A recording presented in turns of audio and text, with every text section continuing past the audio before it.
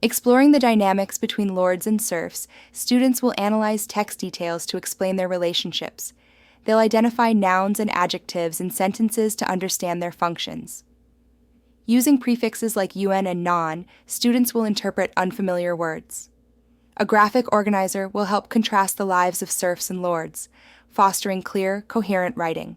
In this lesson, we delve into the dynamics between lords and serfs through Chapter 2. We'll explore the text, focusing on nouns and adjectives, and examine prefixes like un and non. Using a graphic organizer, we'll contrast the lives of lords and serfs, enhancing our understanding of medieval society. The Middle Ages feudal system was a structured hierarchy. Lords at the top owned land and had serfs working for them. Serfs bound to the land provided labor in exchange for protection. Understanding this dynamic is crucial to grasping medieval society. Visual aids like the Feudal System Hierarchy chart can enhance comprehension of these roles and relationships. Lords, members of the upper class, ruled vast lands and lived in grand homes. Serfs, bound to the land, worked tirelessly, often in simple clothing and with limited food, especially in winter. Unlike free men, serfs had no land ownership. The power disparity was stark, with lords enjoying privileges and serfs enduring hardships. In Chapter 2, To the Manner Born, students will explore the intricate relationships between lords and serfs during the Middle Ages. Key vocabulary includes lord, lady, and scythe. Each term is bolded upon first appearance, with definitions available in the glossary. This chapter delves into the societal roles and dynamics of this historical period. Let's delve into the vocabulary essential for understanding the Middle Ages. A lord is a man of the upper class ruling over land, while a lady is a noblewoman. Privileged describes those with more advantages. Rival means competing, and loyal signifies unwavering support. A scythe is a tool for cutting crops. Consider how these terms relate to the lives of serfs and lords. In the Middle Ages, privileged children enjoyed education, learning to read, write, and ride horses. Boys trained as swordsmen, while girls learned embroidery, dance, and music. In contrast, serfs, who formed the majority, worked the land, growing food and tending livestock. They had limited freedom and power, highlighting the stark social divide. Privileged children in the Middle Ages learned skills like horse riding, reading, and writing. Boys trained as swordsmen, while girls learned embroidery, dance, and music. In contrast, serfs primarily grew food and tended animals, forming the majority of the population, with limited rights and opportunities. In the Middle Ages, a castle was often referred to as a manor house. This term highlights the privilege of those born to the manor, living in luxury. Serfs, however, spent their lives working on the lord's estate, with limited freedom and no education, bound to the land and the lord's decisions. Lords held significant power and freedom in the Middle Ages. They owned and controlled vast lands, including nearby towns and villages. Serfs, on the other hand, needed permission from lords for basic activities like traveling or marrying.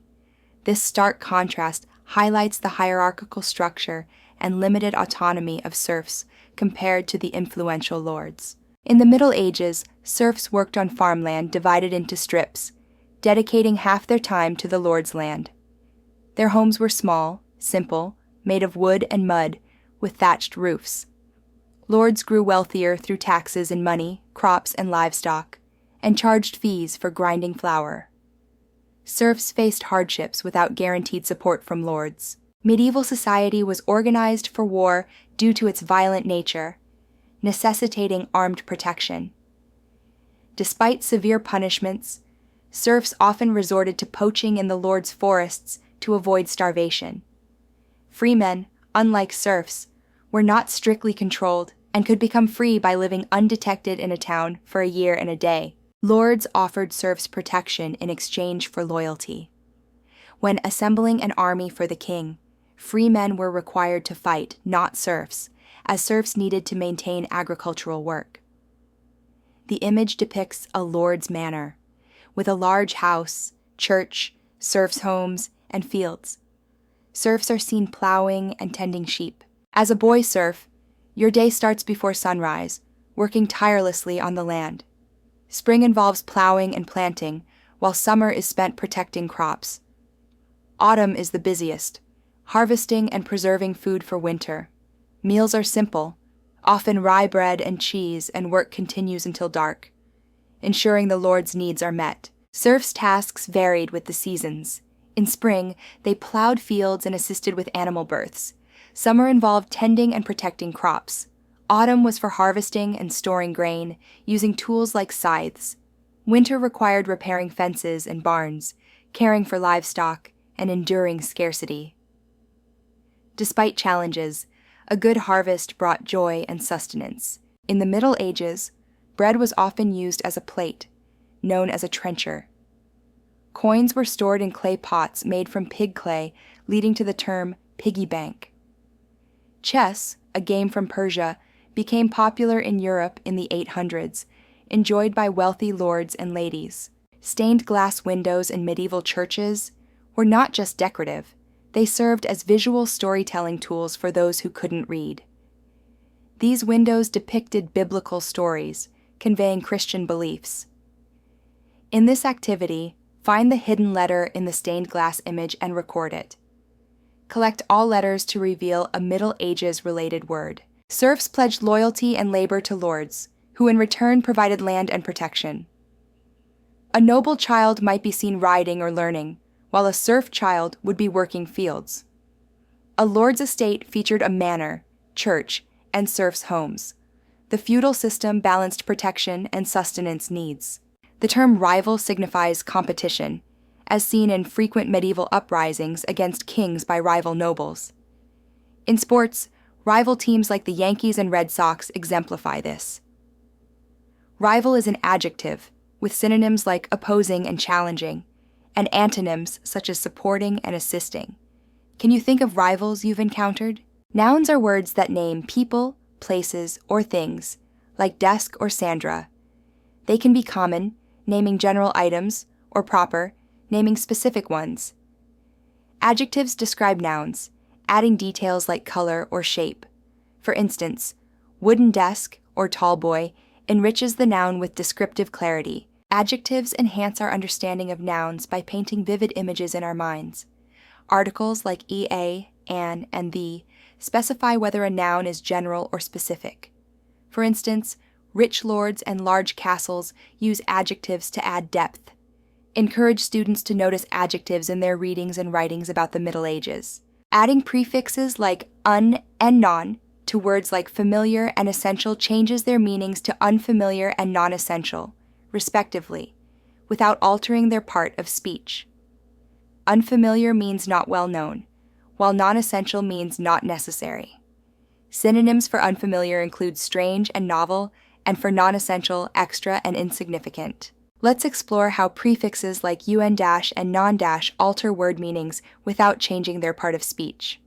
For instance, happy becomes unhappy, meaning not glad.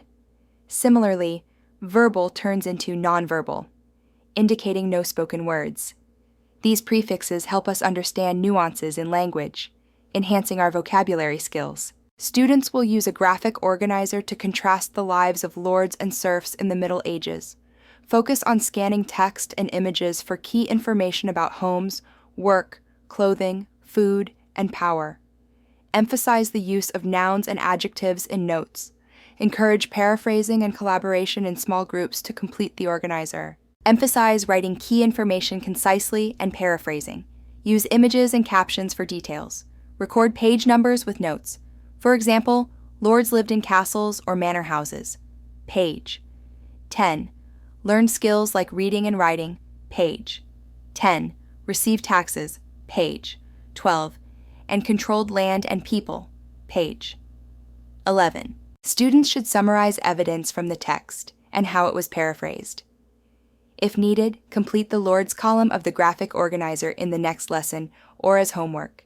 Keep the organizer safe for future use. Assign activity page 2.7 for reading at home with an adult.